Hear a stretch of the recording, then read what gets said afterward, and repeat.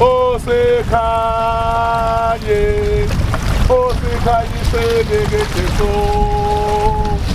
osekhanyiseleke iqiniso lakho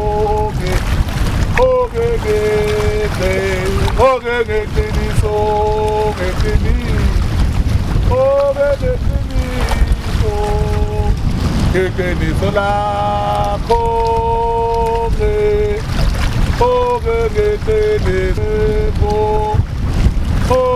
bosabantu babo singwele Jehova Nkosi yamandla Nkosi yamakhosi na umfula ongcwele umfula wakho omkhulu sizawukhuleka sizawunikela ey'dalweni nasey'thulweni zamanzi sawukhulekela ey'thulweni zemfula sawuphakamisa amandla emfuleni sizawucela ukuthi amandla awasondele kithi amandla abe khona sawuthandaza thandazela ukulunga kodwa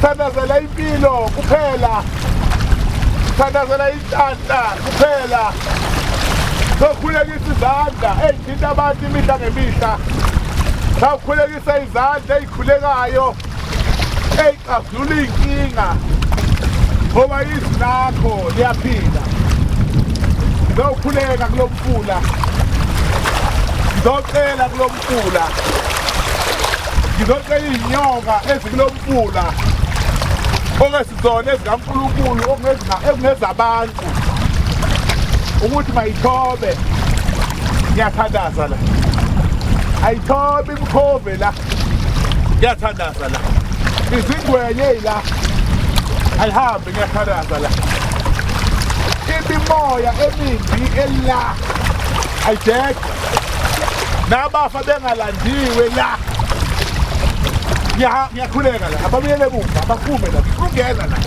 ngizothandaza la ngizothi yonke imimoya ayithule manje ngithola amandla alapha emfuleni ngithola amandla okuphila la kulo mfula umfula lo wamiswa emaphakadeni enye indoda okuthiwa uNikodima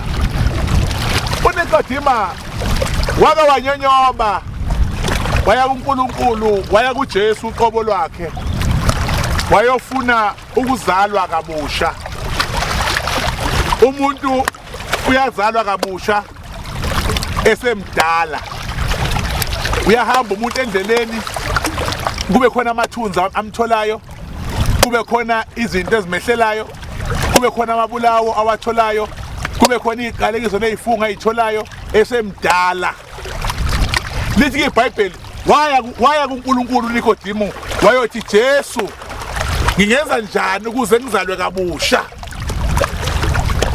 ngabe ngibuyela esiswini sikamama na ukuze ngizalwe kabusha ngizobuyela kanjani esiswini sikamama ngoba sengimdala lithi iBhayibheli uJesu wathi kuye ngokwamanzi umuntu kuyazalwa kabusha ingakho singena kule ndawo sizothandaza sizongena kule ndawo sizokhuleka sizongena kule ndawo sizolanda ukuzaleka kabusha inkinga ezenze ukuthi sibe namathunzi amnyama sibe namabhadi sibe namashwa zikhona ezingawudinga umuthi eyidinga isisu samanzi lamanzi awayidingi insipho yakho lamanzi awadingi uhlobo lwensipho ogeza ngayo ebizayo nengabizi kodwa lamanzi adinga ukuthi wena ungene kuwo unjengoba unjalo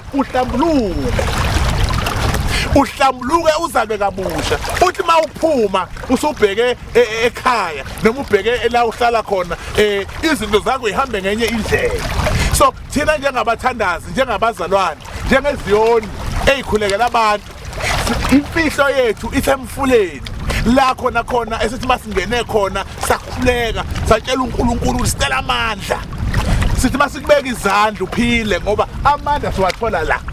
Akuyona yodwa imithi esiyiphathayo esiza abantu kodwa umthandazo umkhuleko uyamsiza umuntu. Ukhona umuntu ongenayo imali, ukhona umuntu ongenalutho kodwa meze ezokhulekelwa uyathola ukusizakala. Awukwazi ukukhulekela umuntu kwawena usadinga ukukhulekela. Awudinga ukukhulekela umuntu kwawena usangcolile, usangcoliswa amathuzo omhlaba. Awukwazi ukukhulekela umuntu kwawena ungahlambulukile.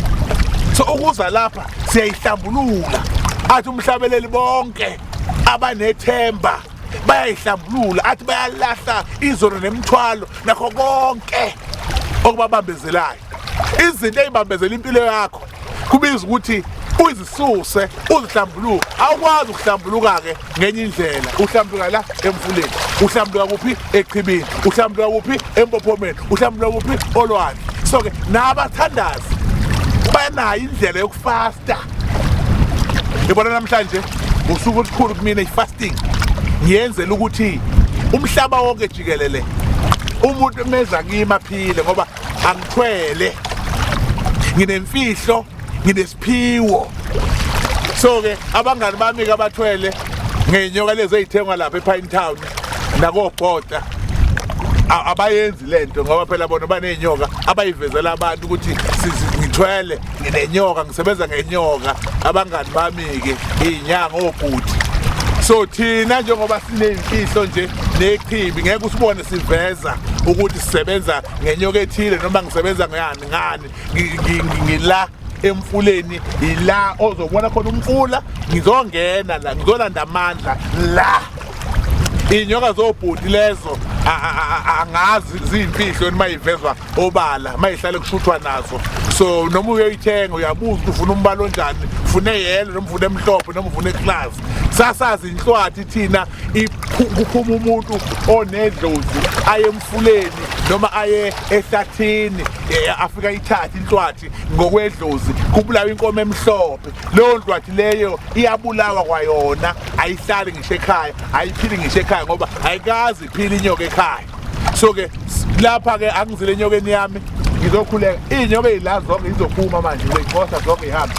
Neyingwenya konke kuyahamba la ngoba ngizongena la ngiyonceke kwaNkulunkulu ngomgqojwa ngizothandaza.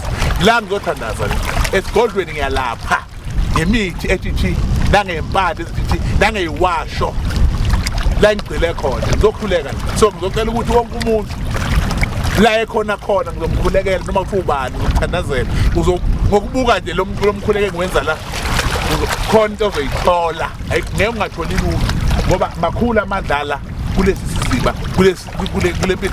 Umuntu nomuntu emhlabeni unayo into yakhe eyimfihlo. Ngeke kube nemfihlo uhamba uyiveza nje mawuthi unayo ngempela mayi-serious leyo mfihlo leyo. Ngiye ngithi abantu abaneyimfihlo ake beveze imikhovu siyibone beyishude bethi nawo umkhovu wami awushude sibone. Ake umuntu ashute ebambe inkosazana yasemanzini manje athi nansi sibone. Kodwa ngeke kuginyelwa ezinyokeni naseyigubhini lezi abantu abanikela abahlale beyiveza.